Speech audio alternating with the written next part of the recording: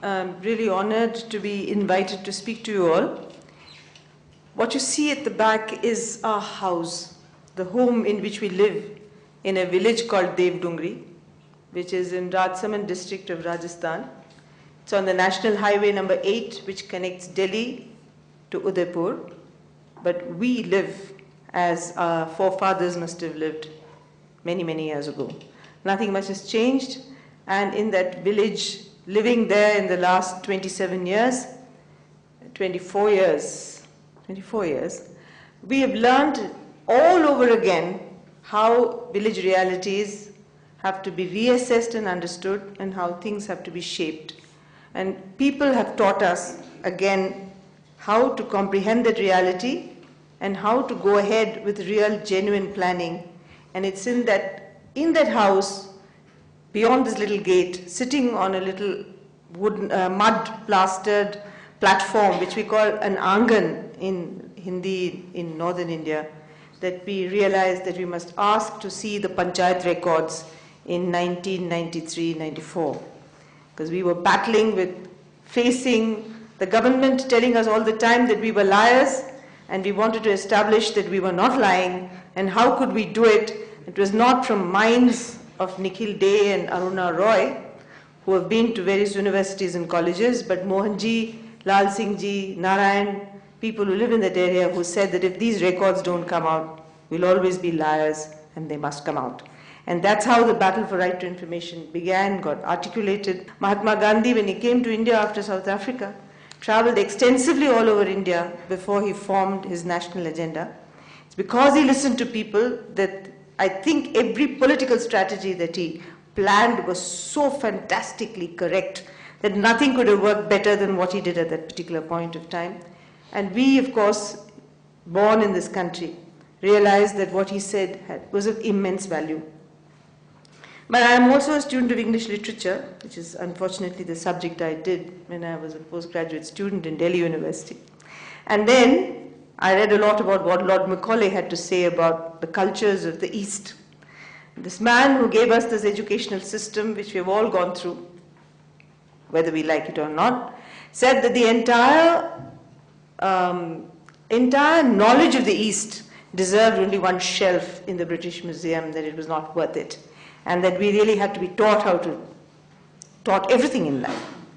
And it's his system of education, which came to this country many years ago, which actually came to make sure that we didn't become bigger than ourselves and that we were kept in place, and that the system would not make us ask questions, but become quiet absorbers of information that were given to us, that we still follow. And no independent government in this country has changed that particular system. But he also brought in 1925 something called the Official Secrets Act, which was again necessary because the colonial administration had very few foreign officers. Most of them were Indians.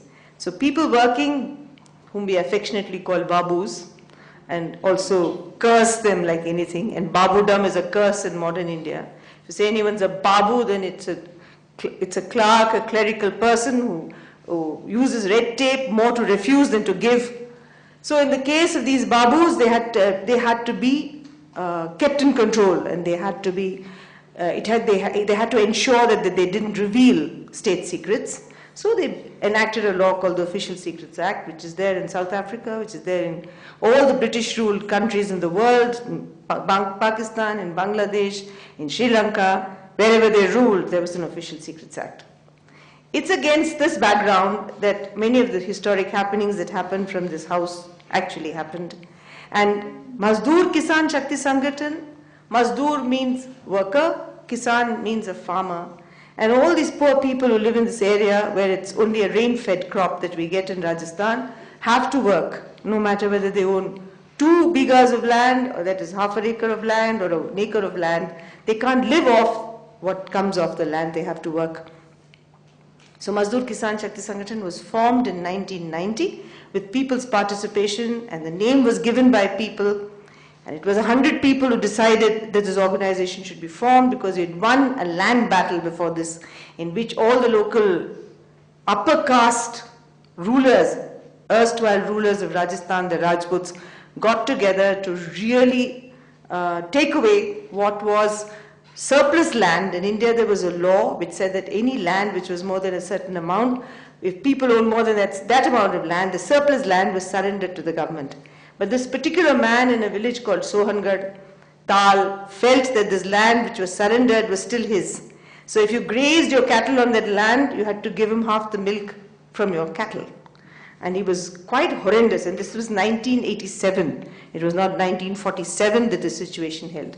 But when we got control over that land and got access to that land, got it allotted and made a social forestry there, that the people felt that they had to organize, otherwise they wouldn't get anything, and this began.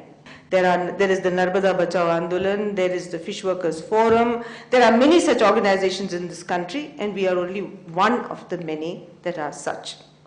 Now, how did we use this whole concept of a people's organization for doing what we did? Actually, I'm going to talk basically about the opportunities and challenges offered by the right to information in transforming governance and making government more democratic, deepening democracy. I mean, this whole thing, formal education has given us very little help. Because I come from a background which is Indian. Nikhil has even studied in the US. And there are many people who come and go from abroad, but the ideas are really generated from local people. And the whole business of transformation in India, of social transformation, has not come from the educated middle class in the last 50 to 60 years. All the movements that have come, which have looked at transformation, whether it's Dalits, whether it's women, whether it's rape, which was Bhauri Devi's famous case in Rajasthan. She was a working woman, an agricultural worker from the OBC community, or whether it has been issues related to big dams, though Medha's name comes up in front, like my name or Nikhil's name may come up in front. There were those tribals and those patidars who fought against that big dam and what it did to them. So wherever you go, there are people who have fought in this country for ethical politics.